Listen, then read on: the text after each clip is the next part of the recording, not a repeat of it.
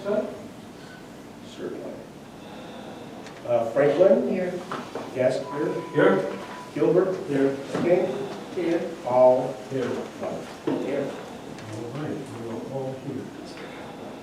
May I ask for a motion to approve the agenda for this evening?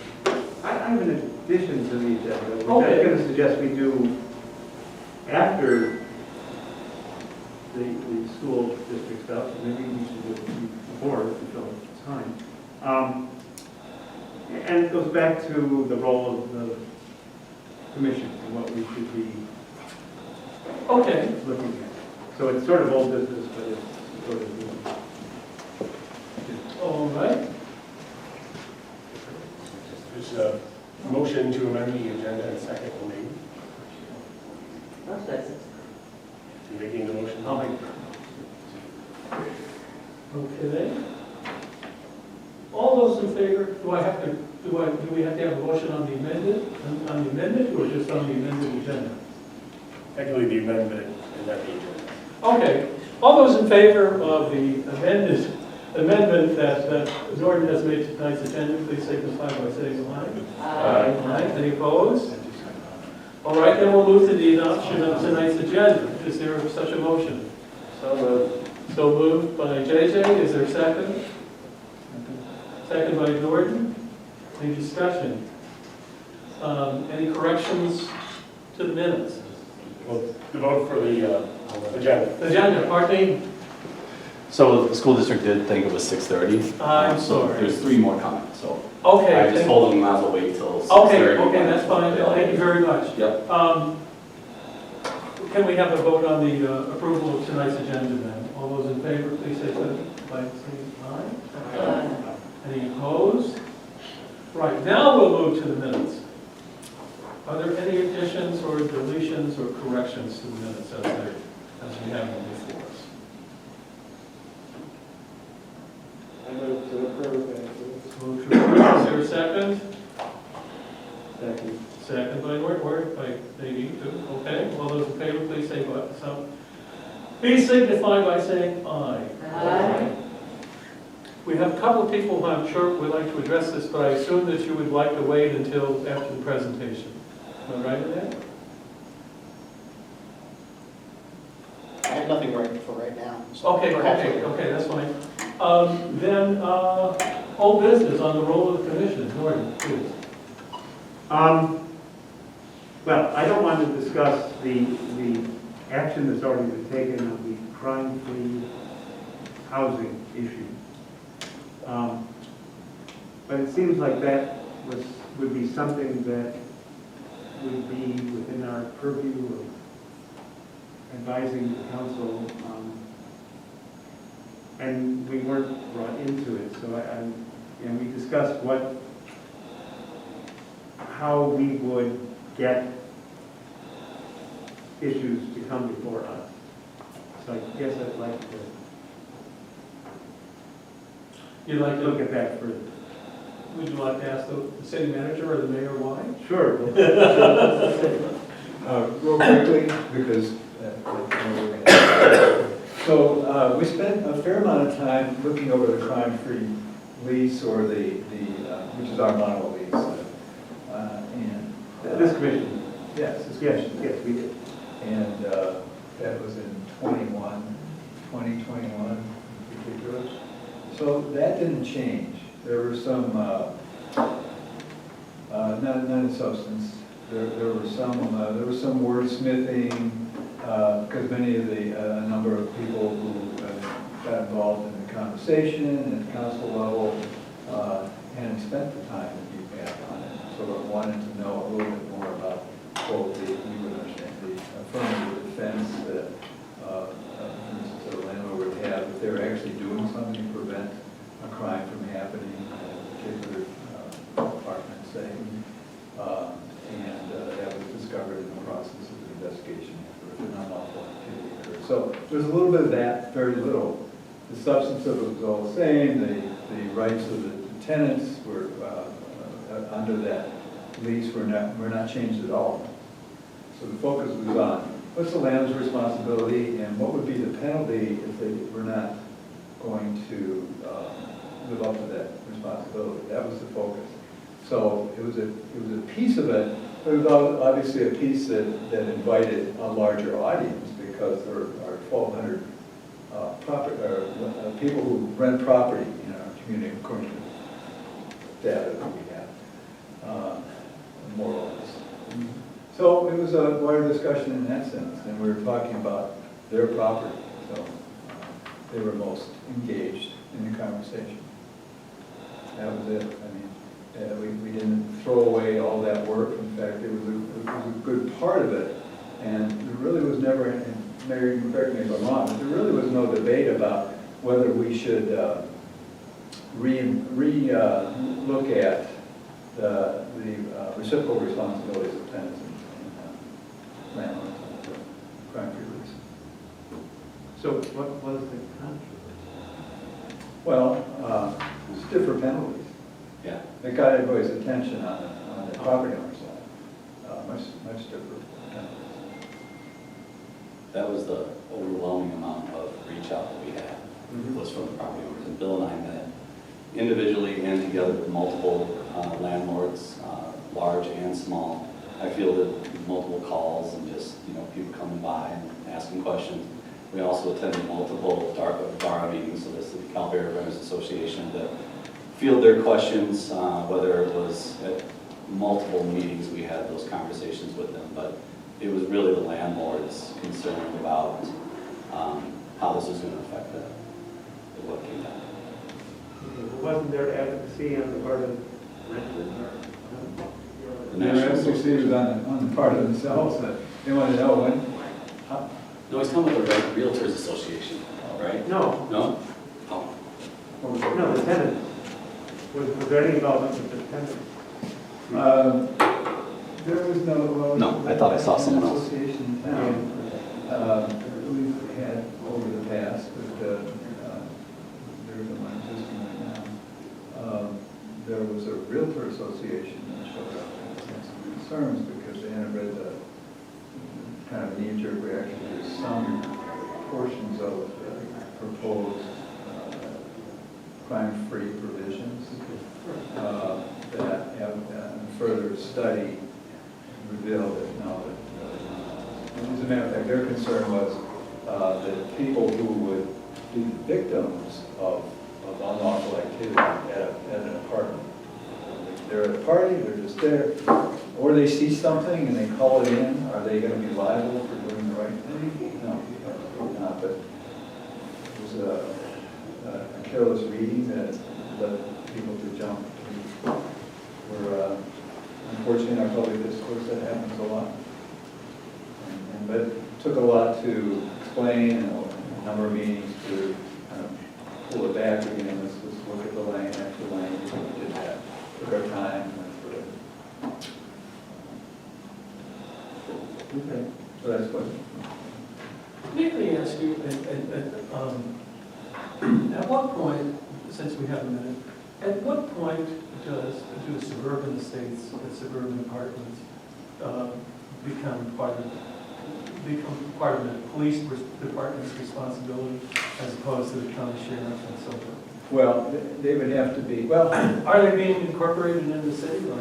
there was an agreement that was reached with an interested party that was going to, at the time, had the intention of purchasing the estates and apartments. That's fallen through. That's done. The negotiations, the private negotiations between that, the interested purchaser and the current ownership group. Okay. So, currently that's within the county's jurisdiction, as you know. Yeah. The county is the first responder. We support the county, just as they support us as needed. And if responding to a call and they need backup, we monitor that. We know when it might be a good time to step in. And Chief and Commander Lakis are very ready and able to let that happen. I just remember hearing that was going to happen. And I wasn't Well, so far, and the third party to that, to an understanding was the county of DeKalb. which was very eager to see it happen as well. And the city, for its part, was putting up, well, the county was putting up the money for us to bring in new water to the complex. And then also,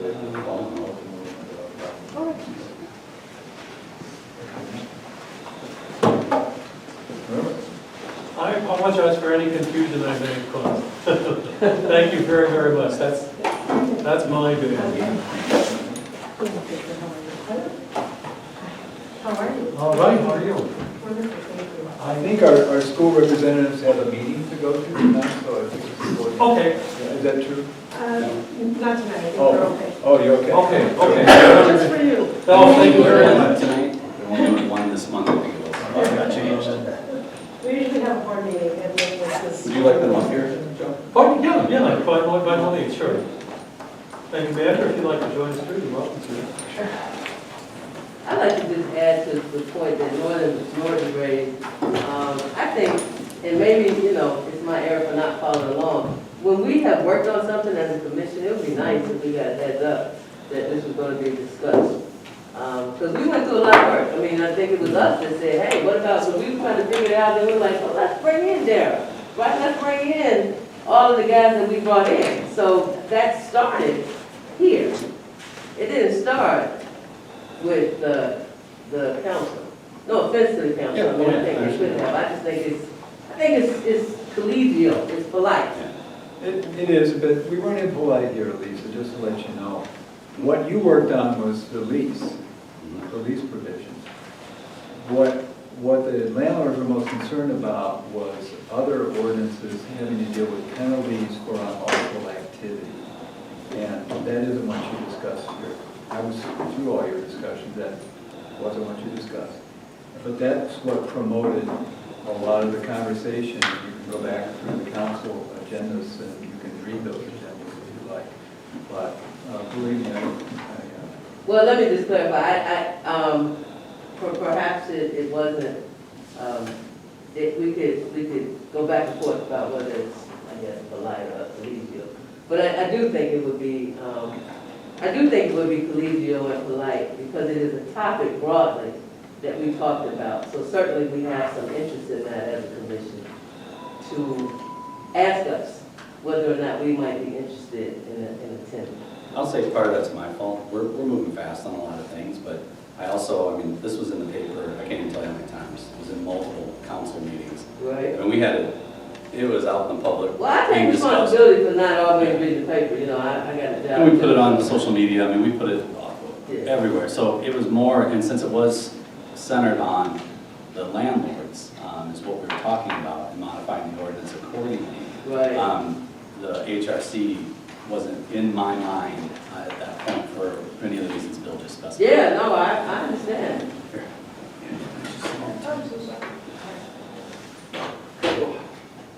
Well, if we're ready to move on, I think before I ask you to make your presentation, Dr. Garcia Sanchez, I might take a moment to just sort of introduce ourselves. We're around the big table here. Not everybody knows each other, and then we can proceed.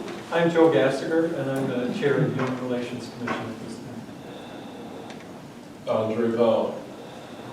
Norton Gilbert? Scott there. Exactly. He who shall not be named. Oh, yeah. Cohen Barnes, Mayor. building city manager. Tammy Carson, Director of Facility and Safety Operations for the Council District. You're fine. Minerva Garcia Sanchez, Superintendent. Ben Bill, Director of Technology for the DeKalb School District. Steve Lucas, Deputy. Jose Duckman, City Manager for the Council District. AJ White, Commissioner for HRC. Mr. King, Commissioner for HRC. Member of the township also, that's not necessarily relevant here. I'm also a citizen of the Gap. Nadine Franklin.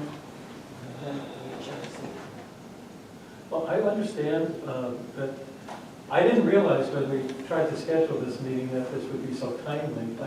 I wasn't expecting this morning's Chronicle with a big coverage of security concerns. So I'm glad, thank you for your time and making an effort to do that. I understand that the district would like to make a presentation for about 20 minutes, and then we'll have some time to ask questions. Sure. Good evening, everyone. Again, my name is Minerva Garcia Sanchez. Please feel free to call me Minerva. The only time I ask that you call me Mrs. Sanchez or Dr. Garcia Sanchez is when there are children around. Make sure that, different level, but feel free to call me Minerva. This evening, we wanted to take a little bit of time to be able to give you some context around some of the things that we've been doing. And so I'm going to give you an overview. We've just introduced ourselves, so we don't have to do that again. But generally speaking, this is my 16th, 17th month in the district. When I came in, one of the things that the board and the district in and of itself had asked that we take a look at what we were doing within the district to ensure that there was a certain level of conduct and expectations around our students and our staff, and what we do, how we do it, why we do it, why we do it, and what happens when we don't follow certain rules. There are a number of individuals that are a part of what that looks like. There's also a number of physical and facility kind of issues that we also have to take care of to ensure that there is safety and security across our district. Last year, we spent the bulk of that time trying to figure what those things were. We spent the rest of the year in the summer then reorganizing or organizing and putting things into place to make sure that we were ready for this school year. Why we're all here and why I brought such a collective group to the table was that I wanted you to hear directly from the folks that are the ones that run those components of our district. So we would ensure that you have it directly from who's leading it and what they're doing, what we've done, why we've done it, and then what we still need to do to make sure that we continue to maintain safety and security for everyone in the district. So I'm going to start off by turning it over to Tammy, who's going to talk a little bit about our audit and what we've done in relation to facilities.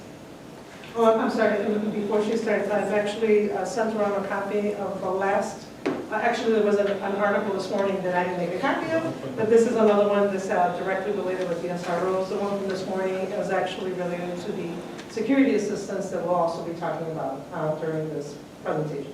While she's doing that, I'm gonna try to get the computer loaded, because I got a little couple pictures Sure. and stuff that I want to. Okay. Well, thank you all. Just to give you a little bit of background, as Minerva mentioned, last year we were taking a hard look at our safety and security measures in the district and things we could do to improve. And one of the things we identified was to really the need to bring in an outside agency to do a full audit of our safety and security of our facilities, our procedures, our measures that are in place. And we had that scheduled, and it happened the second semester of the year. A lot of schools are doing it now after the Uvalde tragedy and also the Highland Park parade tragedy. A lot of businesses and school districts have been very reactive in that. We felt very fortunate that we were very proactive and were able to get that in place and already had our results brought back to us by the agency. And during the audit, they talked to all of our administrators at every building. They talked to staff. They spent days, probably a total of 2 to 3 weeks, in our facilities, walking them, checking doors from a physical security structure as well as behavioral security. So those are some things that then they put together into a report. And from that report, many recommendations came forth, which we were able to move on quickly. Other things we have put together through a list of plans, and then others are still underway. Some specific things was the recommendation to add additional SROs to our buildings. We have 3 SROs for many years now. One at elementary, one that covered both of our middle schools, and then one for our high school. The recommendation that was approved was to add an additional middle school SRO, so that one was at each of the middle schools and able to cover both of our middle schools, and then an additional one at the high school, so we have 2 at the high school. And we were able to get those in place with cooperation with the police department and the city. Those were able to be in place for the start of the school year. And we've already been able to render the benefits of that relationship as noted in the article, and just other things we're able to bring forth. I want to also just make it crystal clear. The relationship between the district and the police department is top-notch. We have monthly meetings where we get together, we have conversations about what's happening. There's constant communication between Lakers and JJ. There's just always obvious, clear communication of what's happening in the city overarchingly and where we need to take abundance of caution, as well as just to kind of keep in touch to ensure that we always know what's happening. In addition to the SROs, we were also approved to add a security manager. That was the position that JJ was accepted into. We had not had a security manager in the district since 2009 that devoted 100% of their time to safety and security of the district. The duties of that were split amongst many people, including Ben and myself, as well as some other administration. And we identified that the need really needed to get centralized so that we can manage it in a more concise, consistent manner. How many buildings and how many students really quick? So we got- Sure, we have 8 elementaries, 2 middle schools, 1 high school. We also have a facility that we rent out the space to the Therapeutic Day School Menta Academy. And we have our administration building, the education center. So a total of 13 buildings that we manage throughout the district. The number of students? 6,700? Yeah. And about 1,000 staff. So a couple other things that we did pretty quickly. We reviewed the improvements that we needed to put in place in the physical security, and most of those related to doors and locks and just making sure that we were keeping things as secure as possible just with the means we already had in place, because we have done an excellent job of really structuring our buildings properly to be a safe environment. And then we were able to put staff institute day. The district approved us to add 1 more institute day to the start of school. So we were able to train our staff, all of our staff, for an entire day before school started. We haven't done that in years and years. So looking to change that cultural mindset and more student awareness so that we were really focusing on safety over convenience. Because unfortunately you fall into that convenience line of it's easier to leave the door unlocked than to unlock it every time you go in and out of a classroom. It's easier to let people in without checking IDs properly and having them wait to get their badges, those type of things. So we were really focusing on changing that mindset. Did you want to talk about that, or did you? Okay. Now, we're only 3-4 months into the school year, so to come back to you with extremely hard data that says this has changed from the first 3 months of the school year, it's very difficult to do that at this point.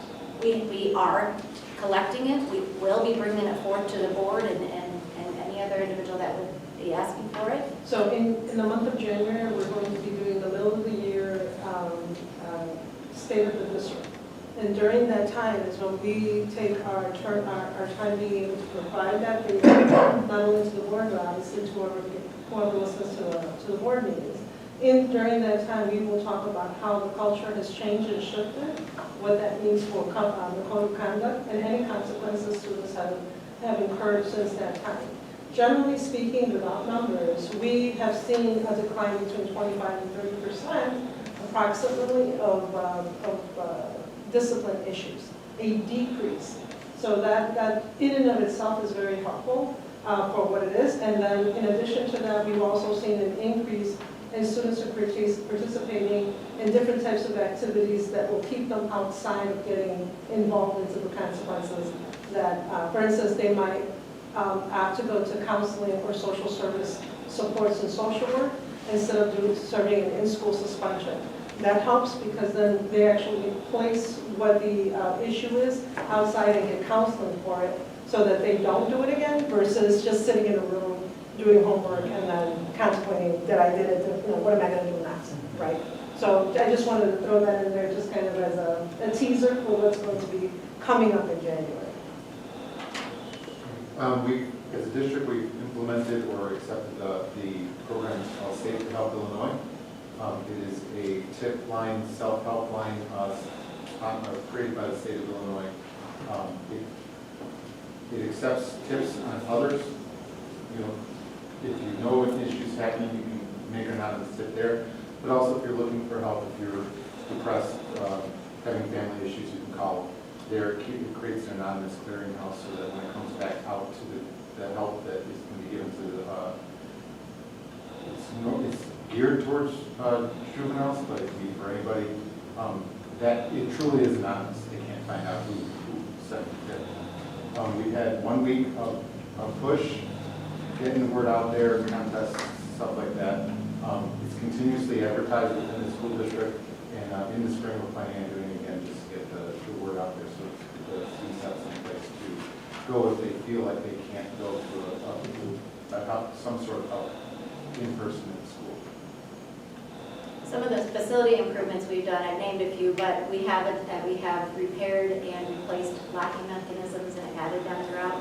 By increasing the awareness of our staff and that mindset about safety over convenience, our work orders double to our maintenance department because we manage everything that we can in-house.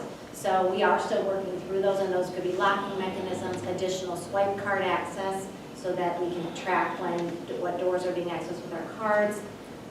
We make sure that the doors are locked at all times to our classrooms, our offices.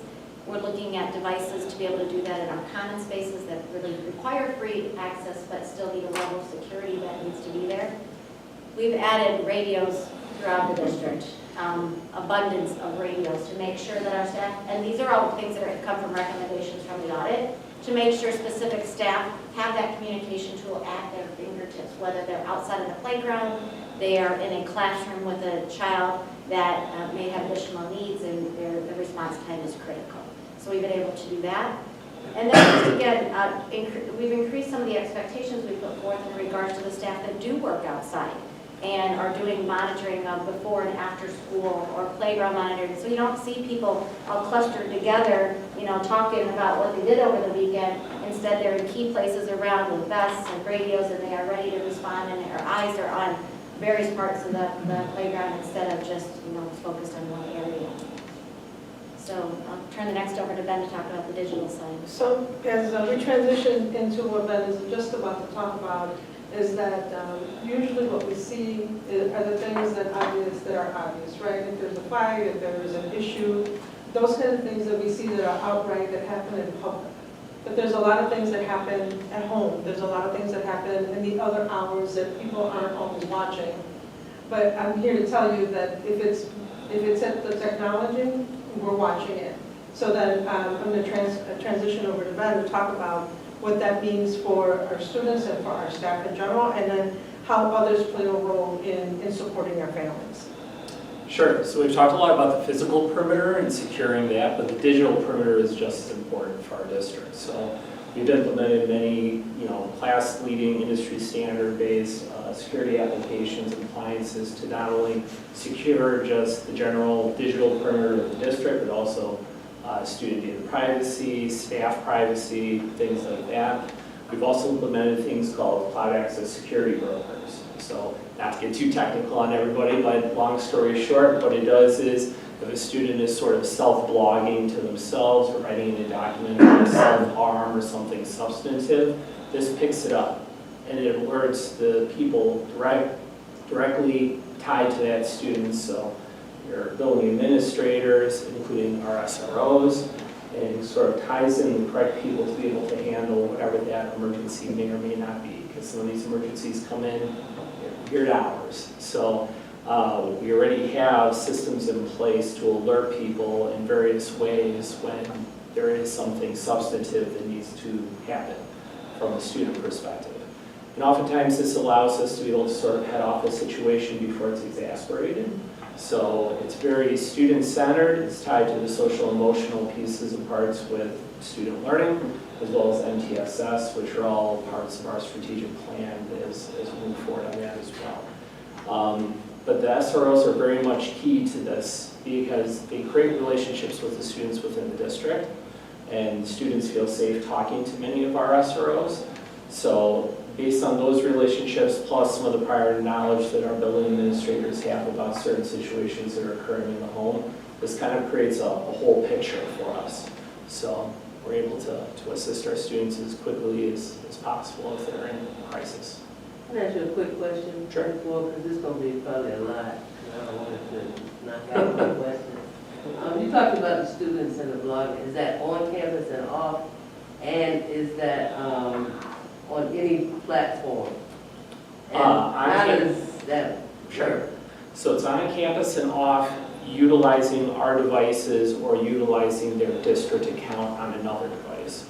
So if they're using anything tied to our district with their account, then yeah, we will get those automated responses.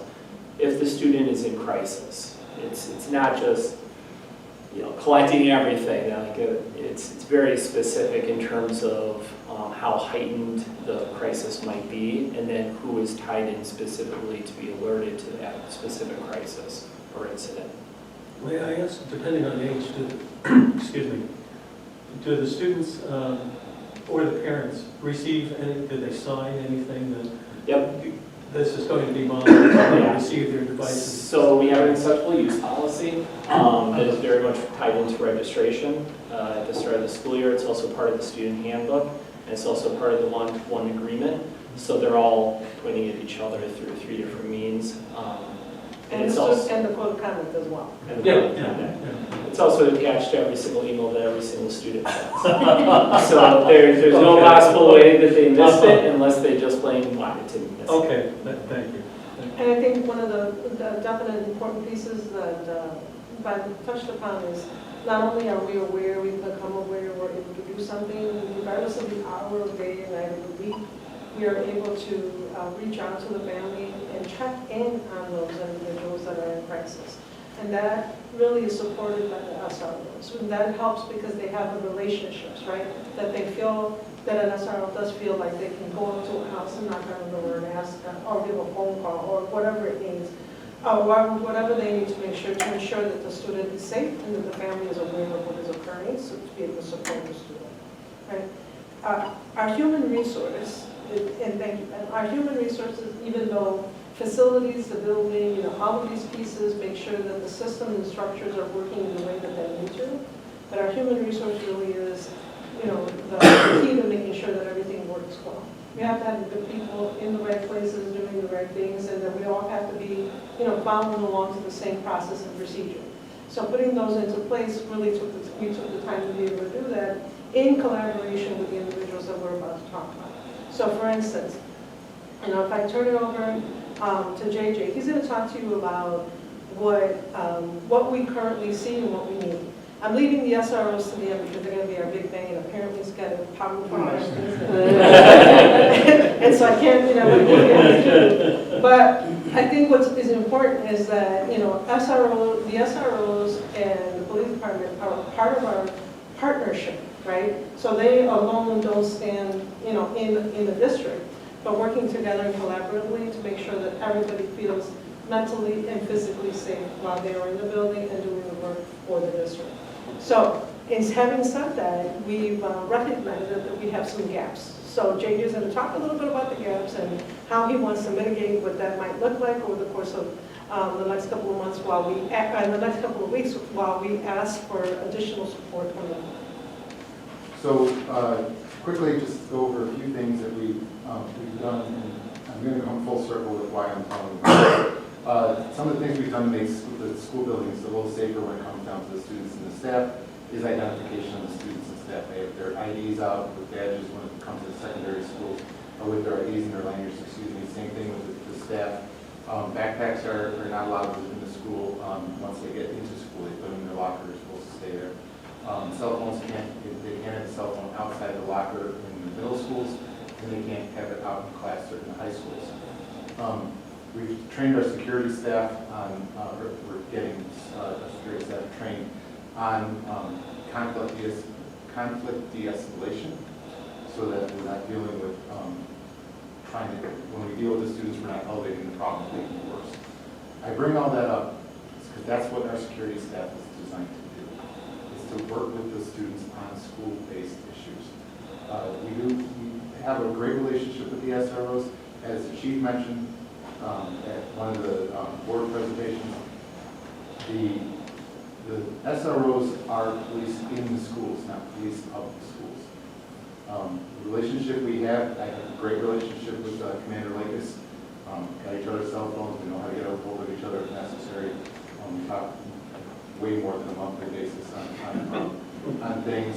I have a great relationship with the SROs. I was a retired Cal police officer, knew all of them when I was working, and I'm able to have great conversations with them, and we collaborate very well on the security of the schools. We added 2 SROs, one went to the high school, one went to the middle school, so that the middle school SRO is not switching back and forth anymore. we want them to develop those relationships. We want them to be able to create a space in their office, in the school that they work at, where the students feel safe coming to them with their problems. And the three jobs an SRO has, and I'm sure Steve's going to get to it, was the teacher, mentor, and law enforcement officer. We're really concerned about the teacher and the mentor part. Law enforcement officer is going to come, it's going to happen at certain times, but we're not pushing that. We don't want that to be their primary goal. Mentioned our relationship. We meet monthly, as Minerva said. The SROs had, even before this year, had created something called the BARB Award.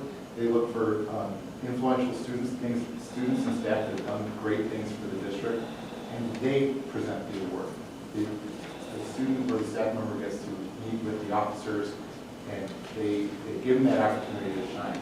So the officers are not always a negative person in the room. And when the code of conduct was developed, great consideration was put into place that this is the role of where we would involve the school resource officer, and this is where it isn't. These type of things are just school related. SRO may become involved into where the mentoring part. Hey, you know, you can't really do this kind of stuff, but they're not there to put down the heavy hammer of the law. They're there to teach the student what the better options are in their decision-making process. So, all in all, before Commander Lakes gets to his side, our relationship with the school resource officers really is a partnership in trying to mature the students to be better members of the community, not to try to enable what some people call the school in the pipeline. It has nothing to do with what we're trying to do by bringing them into the school. Joe, can you, maybe Claire, can I just interrupt for a minute? We were downstairs, Joe and I were talking, and Joe just naturally thought, based on the Chronicle article, that there was debate at the board level about 10 more SROs, but they were security officers. So can you clarify and just explain a little bit about the security officers who are employed by the... That's where we were going to go, exactly. So our security assistants is where we were looking to increase. And I'll give you the general picture, right? Do you know how large the high school is? How large is our high school? 400,000 square feet. Mm-hmm. How many students do we have? Approximately 2,000 and change in that building alongside adults, right? So how many current... That's just a little under the size of the Ferrara Distribution Center, just so you know. Okay, all right. So I'm just giving you a big picture, right? How many current security assistants do we have at the high school? We have 9 security assistants, 8 during the day and 1 after hours. To cover that amount of students, to cover that amount of space, what we're finding is that all of us are finding the gaps in where we don't have eyes, right? And so there are technical eyes that we can have in some places, and then we want physical eyes to have in other places. And of course, there's always a spot where we just don't have eyes, or we just need support and to move students along, right? To making sure that we don't dawdle, that we get to class, that if they are in need of support or assistance, that they see an adult in the hallway that they can reach out to, that if they are having an issue, that they can reach out to somebody immediately.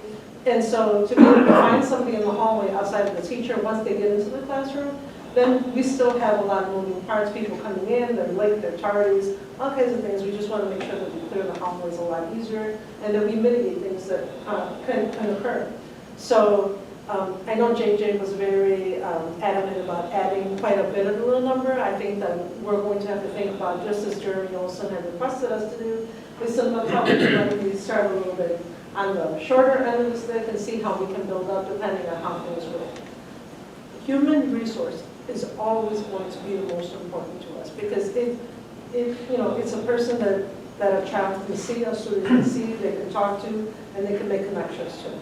We look for individuals that can help us to support that, because when a child is in crisis, when a child needs help, they don't, they're not going to go to the camera, they're not going to go looking for somebody.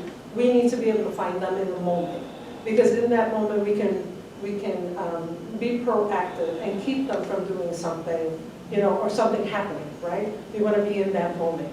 And so that's why we are looking for additional folks to support us at both the high school and at both of the middle schools. JJ, did I cover everything? Just to narrow down a little bit about the security assistance, we don't use the term security guard because when you think security guard, you think of somebody armed and trained to do almost police things. They are not. They are unarmed. They are trained in what's called CPI, which is a conflict de-escalation, physical, gentle, for lack of a better term, physical control as a last resort. They are school personnel. They are not, other than the relationship they have with the SROs, they are not law enforcement officers at all.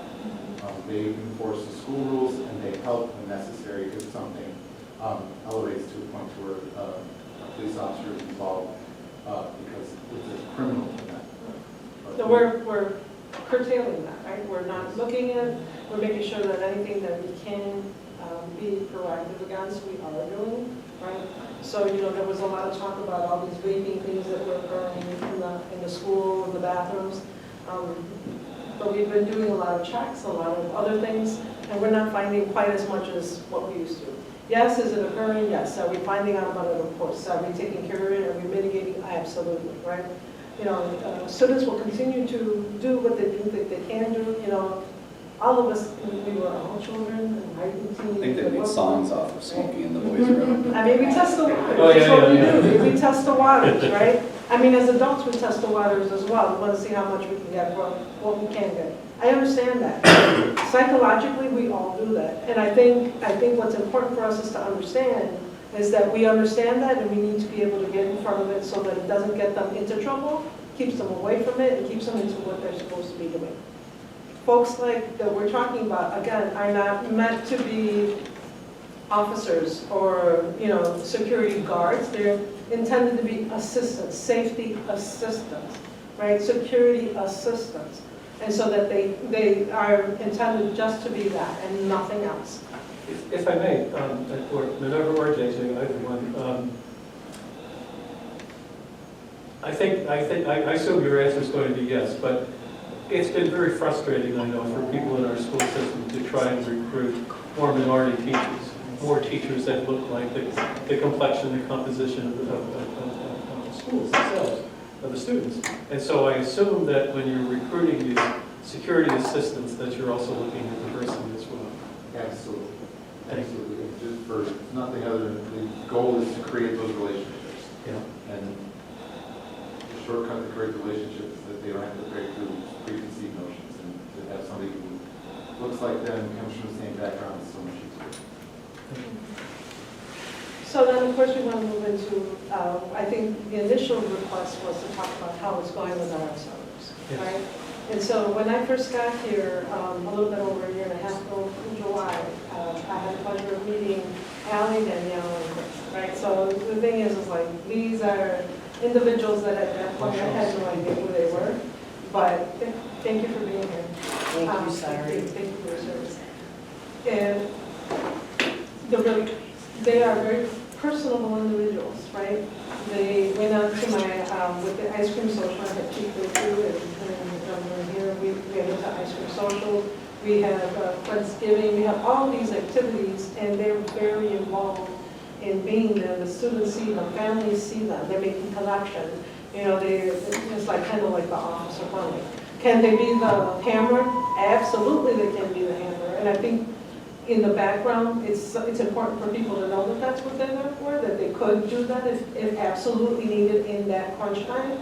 But the expectation, 99.9% of the time, is that we want them to be there to forge relationships with the students to keep them away from things that they shouldn't be doing. And part of that is a lot of the education, having conversation, having presentations, working, like Allie does a lot of presentations with the little ones, right? We want to start as soon as possible for them to recognize that city officials, that police officers and firemen and all of the civic folks that are out there are doing the work that they are doing to protect us, to take care of us, and that it's a part of what it means to be a part of DeKalb. And so I think that the SRO is definitely a part of our school culture, and the culture is shifting. right? That it isn't about policing, but it's about that relationship. So I'm gonna turn it over to Lincoln. So And that come in we like can- this before you start, I don't know if you're gonna cover it or not, but it'd be interesting, like, how do we pick an SRO, and do they go through any training? Yeah, and actually, I will go Perfect. over that, thank you for having us here today. You know, we do work very closely with the school district and, you know, Minerva's office, and obviously JJ. I'm a product of DeKalb schools, so, you know, I've seen what's happened now, and I've seen over the years, people, you know, kind of give DeKalb schools a bad name, and think it's, you know, there's a lot of problems, and we really still have a great school district, but, you know what, last year, there was a reason we were talking about adding officers. It was overwhelming. For 3 officers to cover the amount of calls for service, it was impossible to do, and that amount of calls for service that officers were getting, the school resource officers were getting sent to or tied up on, takes them away from the other responsibilities that they could be doing. And I do have a couple slides I'll get through real quickly. But as far as statistical significance, there's no way of knowing this early how the 2 extra school resource officers are going to impact the numbers. Anecdotally, a lot of teachers, a lot of staff are saying it feels a lot better. Last year we had some big issues. We had those TikTok trends. We had people doing a lot of damage. This year, the extra presence has been helpful, but it also has freed up the school resource officers to do what they're supposed to be doing. First and foremost, they're the police. Their number 1 job is to protect the students. If somebody does come in there, if there's an armed situation, something like that, they're going to address that and stop it. That's their number 1 priority. Okay, as a parent of 3 kids in this district, that gives me, knowing that these specific officers are there, it gives me peace of mind as well. That's just my own personal as a father. But we have 5 officers now. The calls levels are about the same as far as how many calls they handle. Now, one thing that you guys may not take into consideration is last year we had 3 officers. If one of them's tied up, now you're having an officer from the street have to respond to one of the schools. And that happened often. Doesn't happen this year. The officers now can spread out the calls for service and give them the appropriate level of time that they need to follow up. I do have a couple things that I wanted to show you guys, if that's okay, and then open it up if you know, she's going to have some things to add as well. But again, statistically speaking, we can't say how the numbers are going to end up looking. They're able to put a lot more time into what they should be doing. The school resource officers, kind of what the mayor was asking, they're all certified school resource officers. The certification they have to take, 40-hour class. Now, all of them have done above and beyond that. That's a minimum. Okay? The officers we chose together with the school district. They went through the interview process. The requirement was at least 3 years of police experience. We don't put a young officer who doesn't really have experience, or for lack of a better word, is going to just want to be out there and, you know, stopping kids or things like that. Because that's not what happens. People have this misinformation, whether it's in the media or whatever, that our police officers in the schools are proactive and they're stopping kids and frisking them. That doesn't happen. What happens is we're reactive. It's a lot different than patrolling the high crime areas in town where the officers have to go out there and be visible, be proactive. We're visible in the schools, but we're reactive. It's a little bit different. So these officers know that this isn't something where they're going to be the bad guy. They're not going to be stopping people and interrogating them, okay? Most of our calls for service in the schools are reacting to something that the school came across, whether it could be drug issue, fights, of course, we're going to break up, things like that. But what people don't understand, and that's where this misinformation or this false thing about police to prison pipeline or school, whatever you call it, is that the officers are not throwing kids in handcuffs and leading them out of the building. Okay, now, if it was only uniformed officers responding to the schools, that's what would happen, because there's no other recourse for the uniformed officers. Our school resource officers sit down and talk with the administrators, and then decide what the best course of action is. So we may have had, let's say, a couple hundred calls for service. Very few result in some sort of a discipline. As far as percentage-wise, I couldn't tell you right now. But very few result in an actual charge. Now, the other thing is all the enforcement action is geared toward like a restorative justice process, right? It's either ERAP program, which is a referral to a diversion where the kids are ended up placed in some sort of social service that they might need, counseling, whatever the case might be, or even if it's a city ordinance violation, it's not fine geared. Okay, it's for community service, it's something where the kids are gonna learn, grow from the experience, and that's done with the school. Okay, the school resource officers take their guys. Now, there's times where the school police, the officers or police are like, hey, you know what, this guy attacked a teacher, this kid did something really violent, they brought a weapon. Okay, I mean, they have to be police officers, right? But the relationship that they've established right now is they review all that stuff with the school. And by the way, this just, Yeah. if I recall as well, you didn't just say these 3 officers, you're gonna be placed in, or these 2 additional SROs, 5 total, we didn't force them to go into the schools. We actually opened it up, and it's people that genuinely wanted to be that role, wanted to be around our youth, and Yep. wanted to do that mentoring role and make an impact that way, are the ones that, those volunteers are the ones that then got selected. Absolutely, placed in the schools. absolutely. Each of the officers that were interested, this is even going back probably to when JJ was a school resource officer. They put in letters of interest. They build a resume. It's not something where you're just going to pick this up, because this is a unique specialty, right?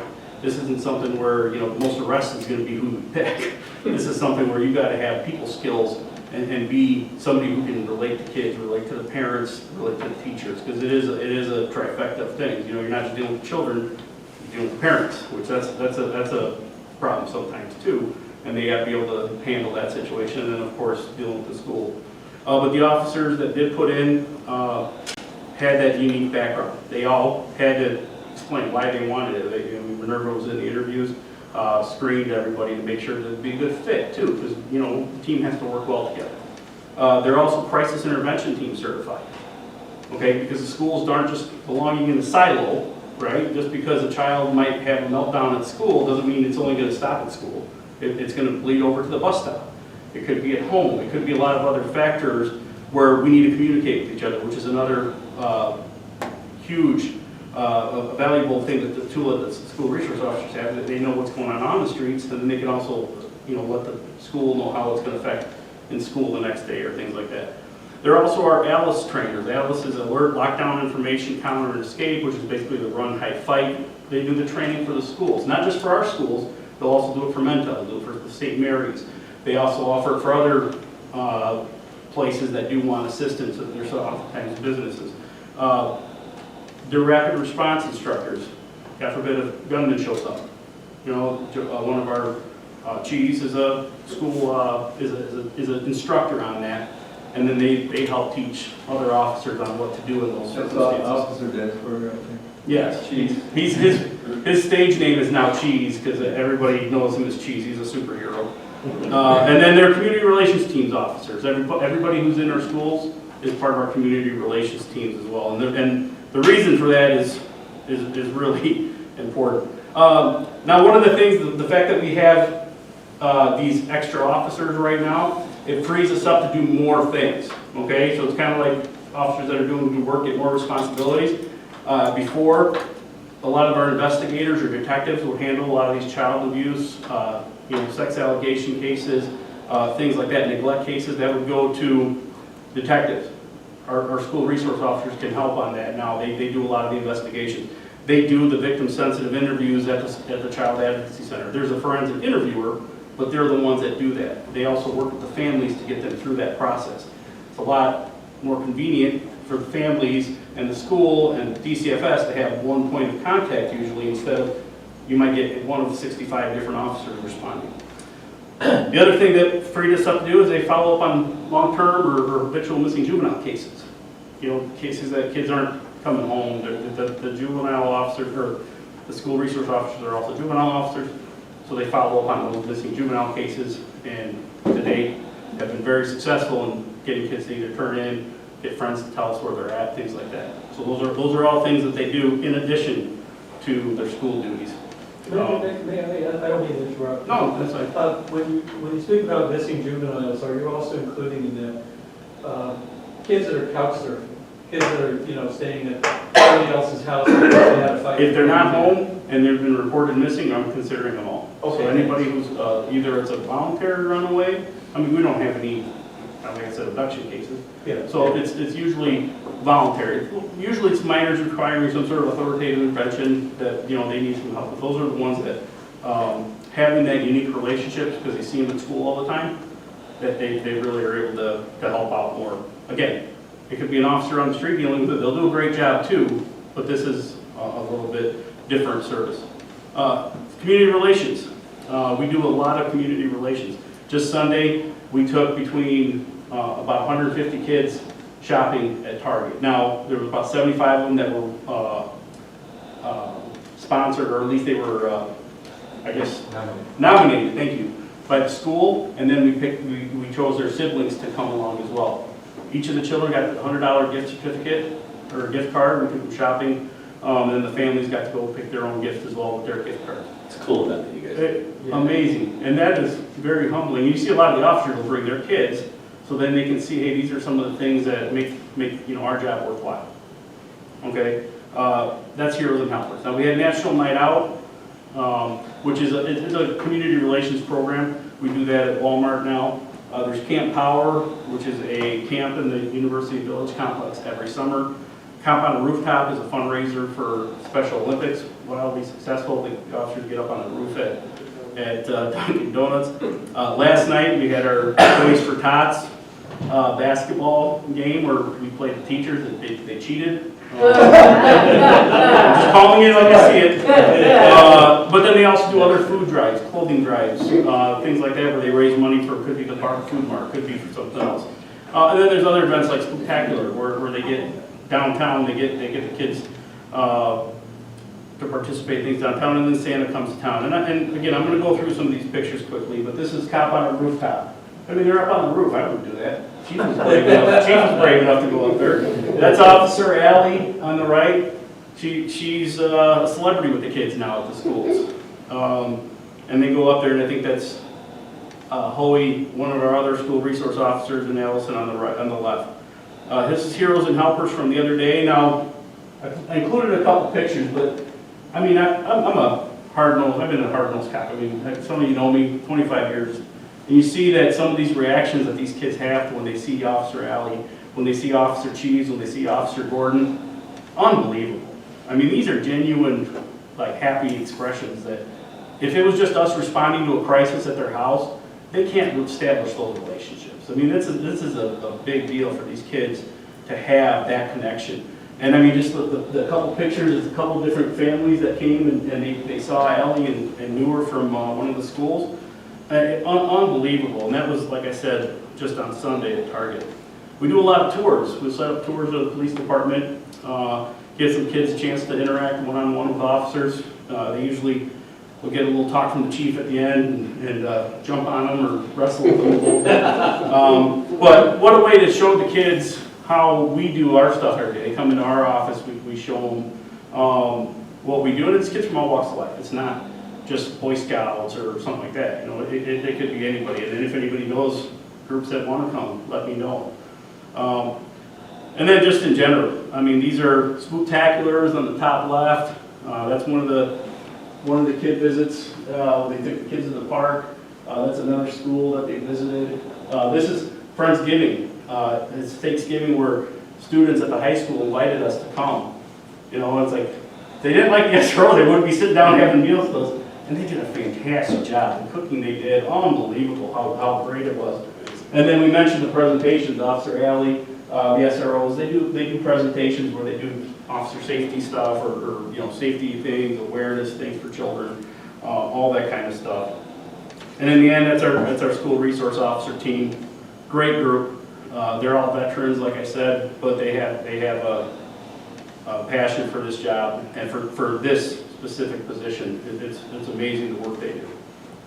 It takes a special kind of person to be an SRO, right? Or teacher or somebody who works in a school district. Oh, absolutely. And it's you have to be okay with working with kids and adults and being able to gauge what the needs are. Oh, absolutely. I'm going to tell you, one picture you don't have up there is our last ice cream social in the neighborhood where a couple of the kids came up and Chief had just arrived there. And they're like, oh, I know you. And he's like, you know me? And they're like, you know me? And she's like, yeah, I know you. And I see you on TikTok. On the TikTok. So, like, you know, all the kids know that she's on the TikTok. And, you know, they follow him. But the thing is that they're recognizable. They know that they're people that safe with. And if we can do that for all of our adults and all of our children, I think it just makes DeKalb, our school district, to be stronger and definitely a place that people want to be. So we still have places. And I guess, I mean, for the first time, I don't get to speak a lot, which is actually pretty good. I get to listen. Thanks, Leon. Yeah, thank you. I know.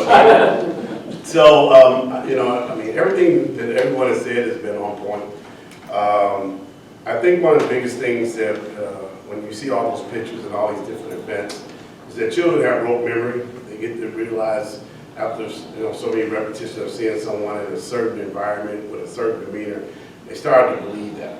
So what I mean by that is that we try to put Officer Alley, all our SROs in these positions on a constant basis, doing things that are positive. They don't see them in a police role too often. I mean, acting in a law enforcement role, which I think is super beneficial. So they trust them. They're not afraid that they're going to. We still hear parents tell their children all the time, well, if you don't act right, I'm going to get that officer to arrest you. We still get that all the time. And believe me, I got another day to target. I'm like, ma'am, just discipline your child. You don't need to use me as leverage. Just discipline your child. Don't make it a police thing, because we need them to come to us. We need them not to be afraid of us. So to see our SROs constantly in these type of roles, it really, it changes their interpretation. If they had a bad interpretation of police officers, hopefully there are not a lot of them, but we also, let's not be naive. Like I said, there are a lot of, we were at an event we had, during Halloween, we had trunk or treating.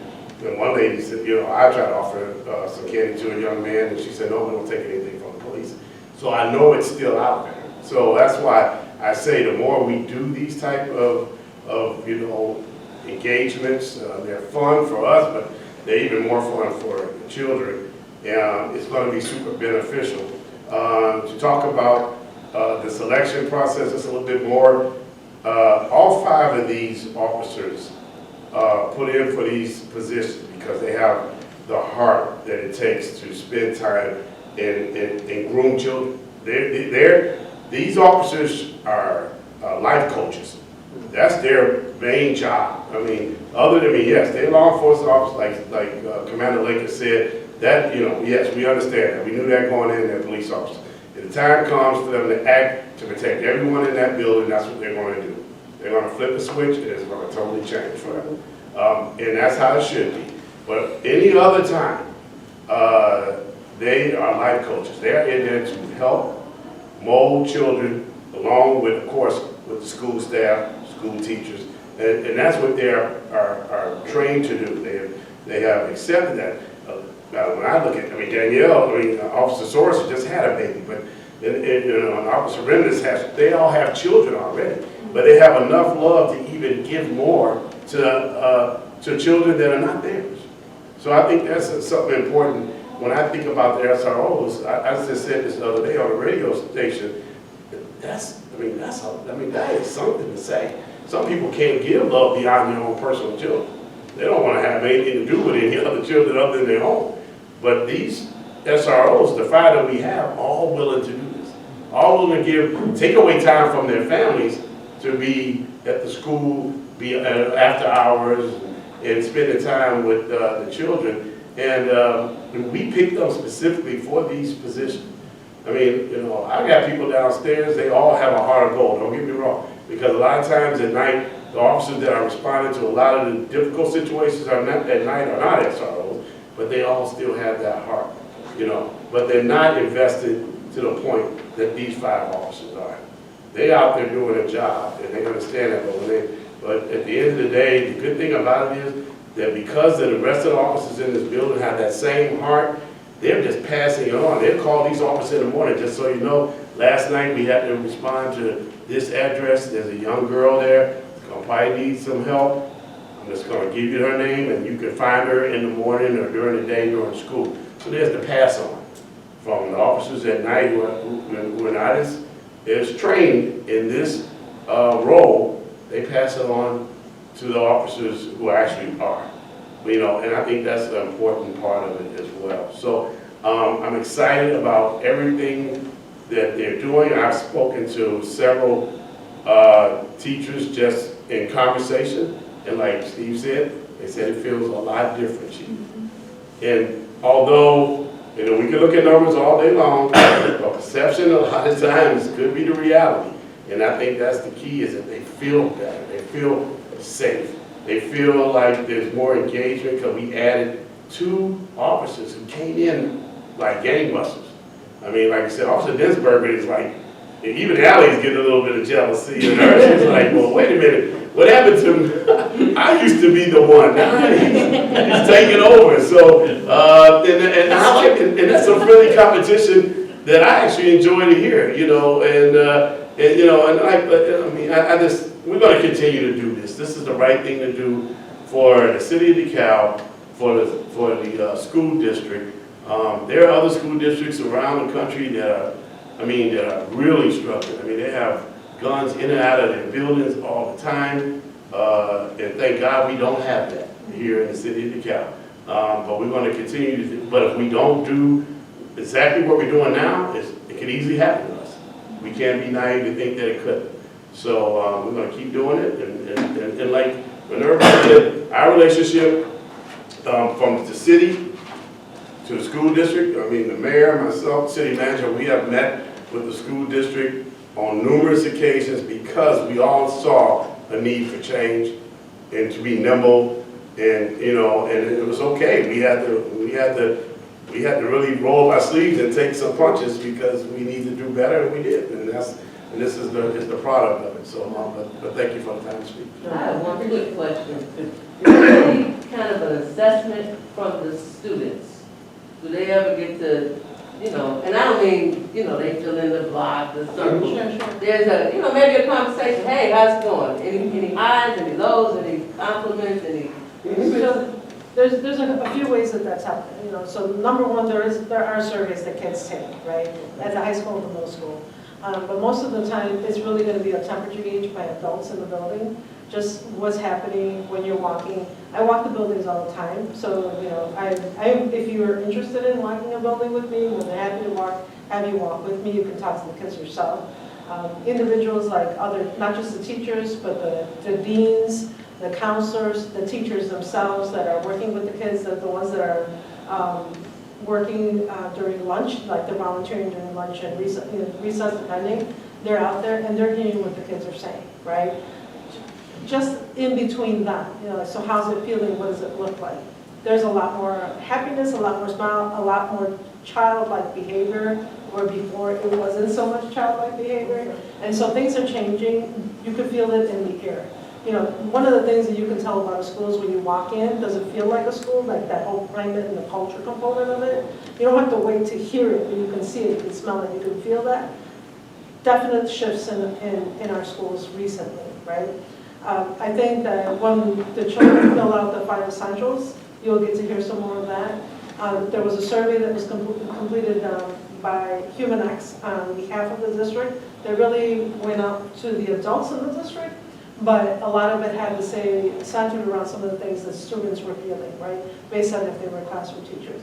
And schools right now on the 9th, the 9th and the 22nd, will be getting those reports directly from the consultant and share, all the data will be shared with them. And then after that, they'll take another survey, like I said, the 5 essentials. That they take that on a yearly basis, and we'll also get more information from them.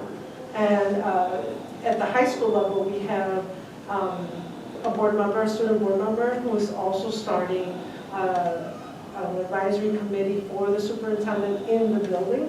And more students are involved, and they want to be involved. They want to be able to have their voice. They want to share their voice, and they feel comfortable enough to be able to do that now. So those are the kinds of things that right now that might be more qualitative rather than quantitative that we can have. But then again, when we start seeing the numbers, you know, we believe very strongly that they will line up. One thing I will, just to wrap up what I was going to say, or my portion, is, I went through the school resource officer certification class just so I can kind of learn exactly what I'm going to be supervising. And I want to commend our group here too, the school staff here, we do have a very good relationship, and they do a great job. I mean, addressing some of these crime issues, addressing some of these problems. I mean, that goes without saying. And I'm not saying we're unique, but I saw a lot of schools and a lot of officers that wasn't a choice, that they were forced to go there. They don't have these good relationships, or they were like, well, I'm the police, they're the school, oil and vinegar, you know, it's not, you know, or oil and water, it's not mixing. You know, so, I mean, I feel lucky that we do have a good relationship right now, because, you know, yeah, we do still have things happen, and we get through them, we address them, but that's not everyone. You know. I want to make a quick comment, and then we've got a couple of people that I think would like to speak to us, and I'm going to give them an opportunity to do that momentarily. I appreciate all of you being here and the presentations you've made. Minerva and Steve, you had the restorative justice, which I think is absolutely essential here. The traditional approach, you know, I think is you look at, well, what laws or what rules have been broken, and who did it, and what penalty or sanctions do we impose? Do they deserve it? But to look at this, to look at occurrences in schools from the perspective is, who's been hurt and how do we make this right? That's educational, and that's potentially life-changing. I don't want to argue with you about this, but you know, my concern is that in other communities where SROs have been employed, the results always haven't been so rosy. I mean, I think you know that. I think you've done your homework and seen that in a number of communities around the country, the ACLU is up in arms. You know, but about a school to prison pipeline.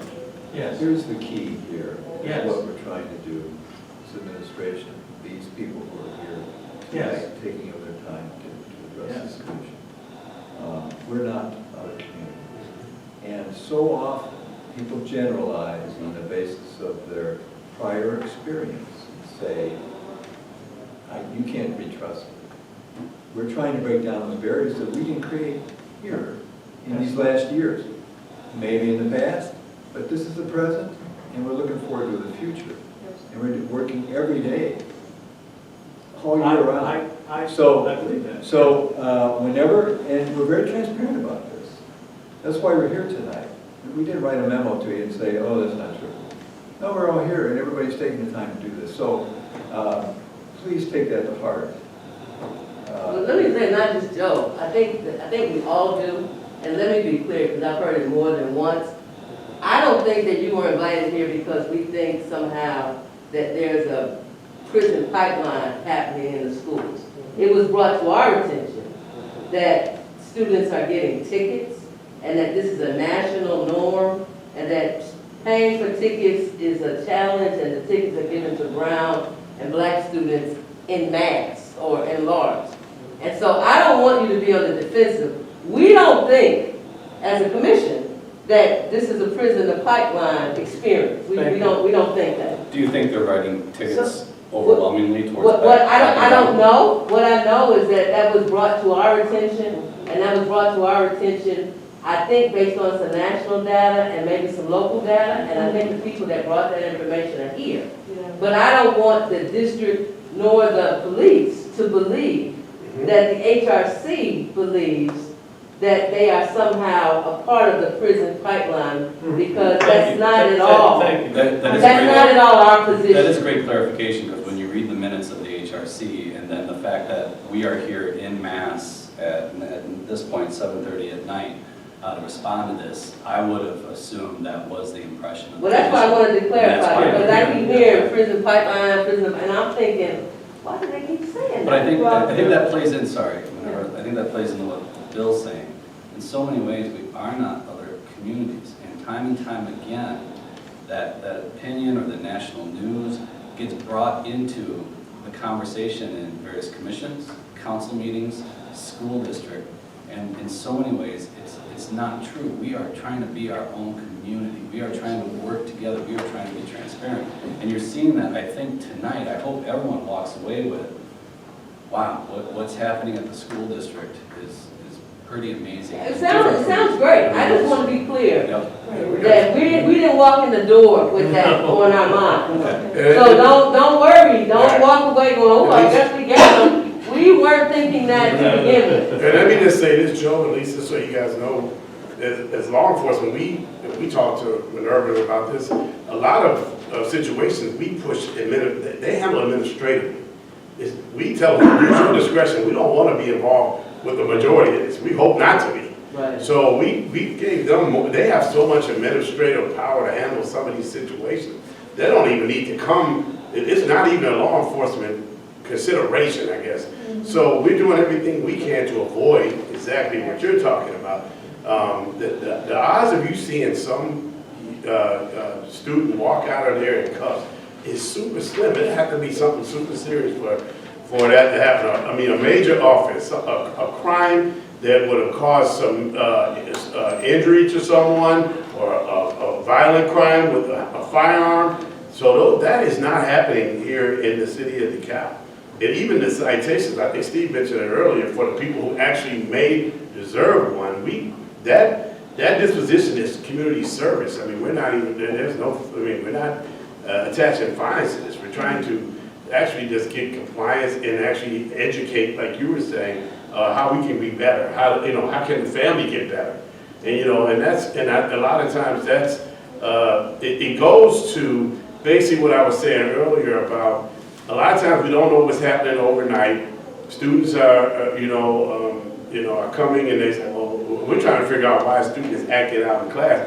Little did we know 4, 5, 6 hours ago that the police department was in their front room for something other. And that, and then you wonder why. Yeah, I mean, the kids, most of us as kids, we went to bed at 10 o'clock, we got 8 hours of sleep or whatever the case may be. There are some families where that is not happening. Some of the children are only getting 2 or 3 hours of sleep, and it's under duress. It's under duress. The police were just here. The fire department was in my front room based on something that might have been going on between their parents or some unrelated family member or whatever the case may be. And we expect them to come to school and to perform perfectly. I mean, how naive is that thought? So a lot of times I think we understand, we're tracking that, so we won't take that situation, well, it's a reason why, that this young lady or this young man acted up today. And we can go back and search 6, 7 hours ago and tell you probably why it happened. So that's something to consider as well. A couple of little points.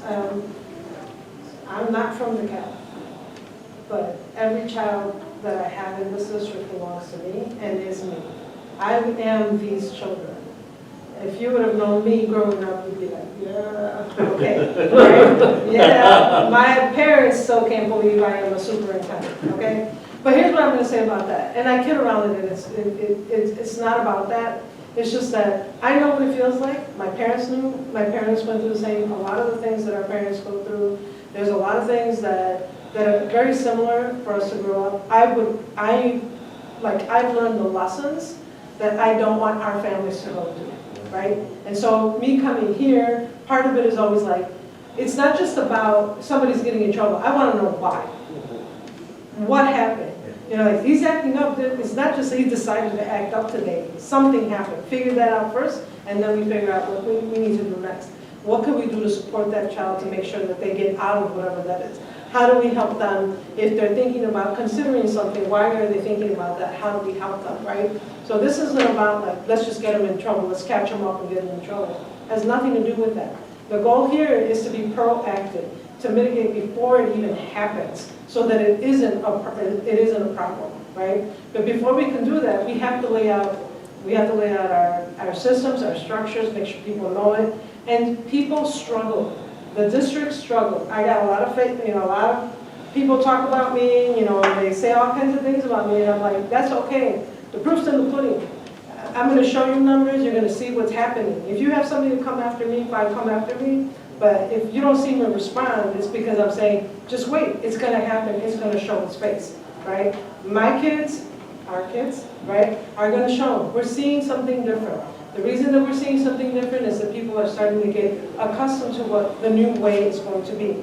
We've allowed for a lot of innovation, a lot of creativity, a lot of different ways to be able to do things, but at the same time, setting up what those expectations are. We thrive on making sure that people understand what expectations are. When you know what is expected of you, you either move into it or you don't. And then when you don't, how do we help you to get into a place that makes you feel where you belong, right? The district feels like people belong here. They want to belong here. Yeah, there's a lot of folks that are tired. Yes, we've gone through a lot. Yes, there's a lot of social emotional healing that needs to happen. All of those things need to happen. But coming together, making sure that we are, working together to get across the line, to make sure that we're doing the right thing for children and centering them, that's what the culture has to change to. And that's what we're working on. So I hear you. And I understand what the outside world looks like, we're doing, I came from Chicago. I worked for Chicago Public Schools for 27 years. I know exactly what that looks like. And so if anybody's going to talk about school prison pipeline, I could talk about that because it's what we live and see in the city of Chicago. It's not right, it's not what the narrative should be, but that's what people hear and feel and see because that's what they think, it's what people talk about. It's what's in the news, it's what the gossip says, it's what's on Facebook and all these other things. The thing is, the reality is you have to see what it really looks like. So I invite you to come and walk with me. You want to walk? I'll walk with you. We'll spend some time in the school so you can actually see what's happening. So that you're not saying that we're just coming here to tell you a story. We're not spinning a story. We're inviting you to come in and to take a look and see what it looks like. My concern would be, and how do I put this? Not that, I didn't come to this meeting with the suspicion that you're automatically, dragging kids out of schools and handcuffs and putting them in jail. My worry would be, are the schools trying to do too much by their lonesome, and the police as well? In other words, there's two things you've been addressing here in a general way. One is preventing the unthinkable. Preventing a school shooting or something like that. And that's like working for the health department. If you do a good job, nobody notices. Nobody knows it happened because the epidemic doesn't come, or whatever it is.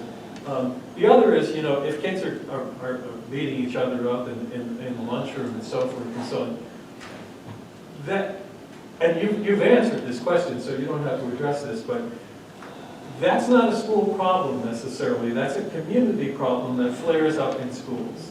And so is there a way that we as a city, that we as a community can address this? And should we be thinking, and I'm not telling you how to do your job, but should we be thinking in terms of a task force that would involve teachers and administrators and coaches and cops and clergy maybe, or whatever, because I think people ought to be preaching about this on Sunday morning. Sounds like they have that. I think that's what I said. There are literally some of the finest networks of social service agencies in this little county. Oh, I know. I've been on the board of several of them. And those work very closely with our schools and our police department. When you're referring people for counseling to family service agency, what used to be youth service bureau and so forth and so on, that's.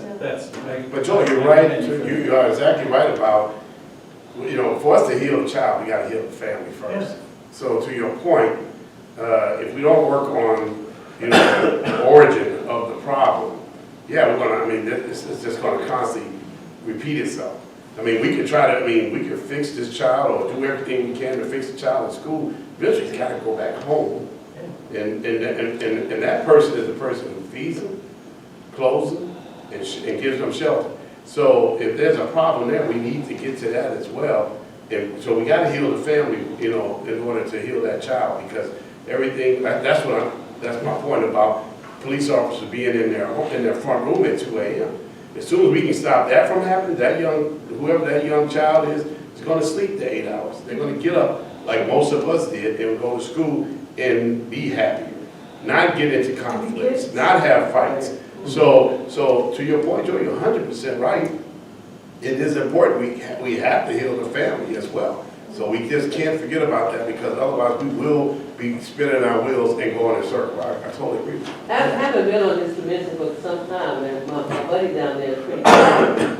Inviting the superintendent was one of the traditional events that occurred, particularly at the beginning of the school year, or if there was a new superintendent, because we wanted to know.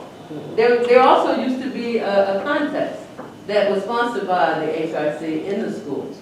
So there's a long history. Again, my point is, I don't want you to feel defensive or think that we brought you here to have you spin a story. Although, I think what I heard was really impressive. And I am pleased with the way that you all are working in collaboration, and it sounds good. And I'm from Chicago too. And so, and I can tell you the name of every officer that stood in every school that I attended, but they were friendly, and they weren't trying, they were looking for troublemakers. And, you know, sometimes things happen. And That's what you're looking for, you're gonna find it. right, and most of the times, you know, you walk in, hey, officer, say, hey, how you doing? All right, get those books, let's get to class, let's get to class. It was a good relationship. Again, it was brought to our attention that there are tickets, that students have to pay these fines, and so as a commission, we thought that's valuable information. If that's the case, we should ask, we should avail ourselves of your presence and the information to hear from word of mouth. Yeah, understood. So, and thank you. Absolutely, absolutely. Let me tell you, Lisa is a tough critic. This is the gentlest she's ever been. Well, I appreciate that. We have two people here that I think might want to address this. Well, I want to follow up on Within 3 Lisa's minutes. point here briefly. Have we issued, since the SRO program expanded, tickets to students and families? That was one of the issues that was brought forth, is the financial hardship some of these families will realize as a result of this revenue generation. Are there statistics available as far as how many tickets have been issued by the SRO program? And let me just say this, we can run those stats. For us, it would be disingenuous for us to say that that never happens. But you probably have a general Yes, idea, though. yeah, I mean, you yeah, but probably of know. course that would happen. Like I said, there are times when we actually do have to handcuff a student and take them out of the building. Like I said, but what I'm saying is that, and I understand, and Mark, we can get you some numbers on that. But at the end of the day, that is not the goal of the school resource officer, and it never has been, at least in the city of DeKalb. Nationally, somewhere else in another city, I don't know. But I'm just speaking for DeKalb. Since I've been here, which has been a little bit over a year and a half, and I know Steve can speak more historically since he's been here longer, that has not been the case. And that fine has been and I spoke earlier about that there's not a financial burden. There's community service that we try to adhere so that students can actually learn from whatever situation occurred, whether it's just fighting in the school or whatever the case may be. But there are situations where, you know, we did have a 13-year-old, commit an aggravated battery with a handgun this year. So to say that those situations don't occur, even though it didn't happen on school grounds, he was a student, he was a 13-year-old. So to think that would be, disingenuous for us as a police department to say that doesn't occur. Of course it occurs, but it's not to a substantial amount where it would dictate, is this happening all the time? It's not happening all the time. It's happening in the minority of the time. And Chief, I would go ahead and just add that ERAP as well, which is kind of what you were saying. The majority of cases that are referred end up going to ERAP, which is a social service-based program, and then we did a present birthday, and it's through probation. That's not the DeKalb Police Department running that. That's through the probation office, and that is geared toward diversion. Teach the students how to have different ways to resolve this, and to keep them out of the system. Keep them out of the criminal system. That's the purpose of the ERAP, and that program has been fantastic. And look, there's a lot of people have some say so on that. And the state attorney's office has some say so on that as well. But we have those programs to do just exactly that, to not have a pipeline. That is a direct conflict of the pipeline, and it's a good one because we can try to avoid exactly what we've been talking about the whole time. So we have all these systems in place. That was 3 minutes. So I don't know if Ms. Fazekas wants to say Yes. Lynn, did you want to say something? There's no doubt that a significant amount of ticketing has gone on. There's the ProPublica and Chicago Tribune investigative report They came here. They came here during administrative hearings. I was here yesterday. I think I saw a student here among the crowd. There was a city official who was quoted last spring in the Daily Chronicle saying that that students were ticketed for more than 30 fights over the school year. That's just the fighting. That's not the vaping. That's not the any cannabis. Okay, so I've filed a lot of FOIAs, and I've got numbers. I've got tickets. I've got kids who have who got fines of hundreds of dollars and went to collections. And it's, of course, it's not just in the schools that this happens, but you can go to the ProPublica site, for example, and look up DeKalb in the database. You can look up DeKalb. You can look up Sycamore. Sycamore, by the way, does not send people to collections like DeKalb does. And I think that graduating would mean $1,100 and plus change in debt.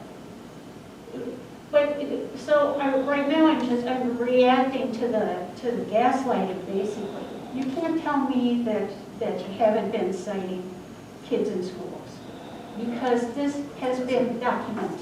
You've already listened to your Now, answers. I will also tell you that what I think I've been hearing here is that things have changed since that article, because the state officials have put some pressure on you, and that's fantastic.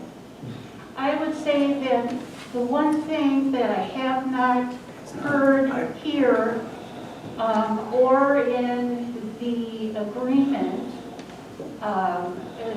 in the latest IGA is the particulars of the court supervision program. Who's running it? Are the kids still coming here? Is the school operating it, supervising it? I think we need a lot more information on that.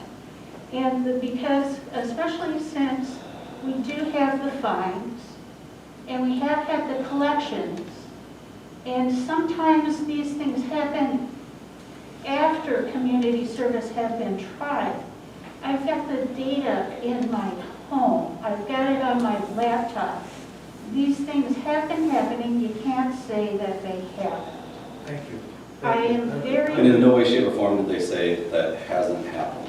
But also, the state didn't give us pressure. What this was is, this is the community, this is the school district coming together, this is the city coming together to figure out how can we provide an environment where our students are safe. What we ultimately want is we want our students to be able to come to school and take advantage of the wonderful school district that we have, the educational system, the social services, all that the city of DeKalb and the DeKalb School District have to offer. And that was the root of why we continued to make the change. And we did it independently and we did it collaboratively.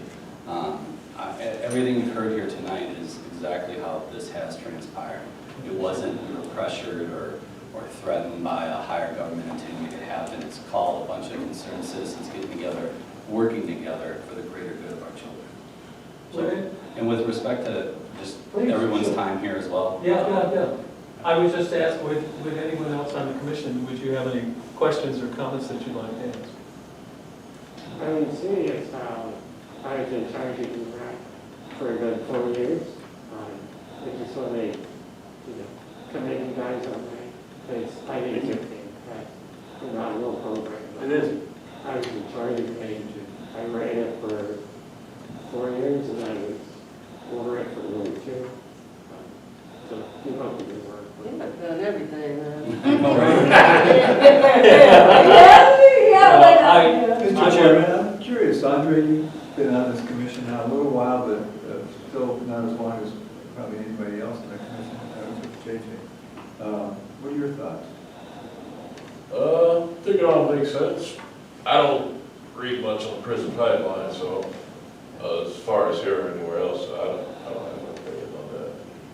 I don't have an opinion on that at all. I have to read a little bit more on that, but I didn't come into here with that on my mind. But I mean, it's interesting.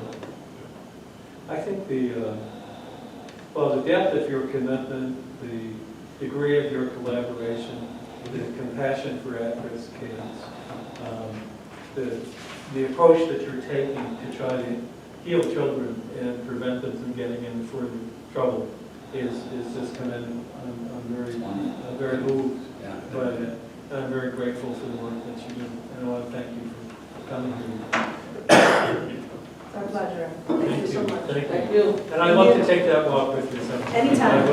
And I will entertain a motion to adjourn. So moved. So moved by JJ, Mr. Jackson, second. All those in favor? Thank you very much.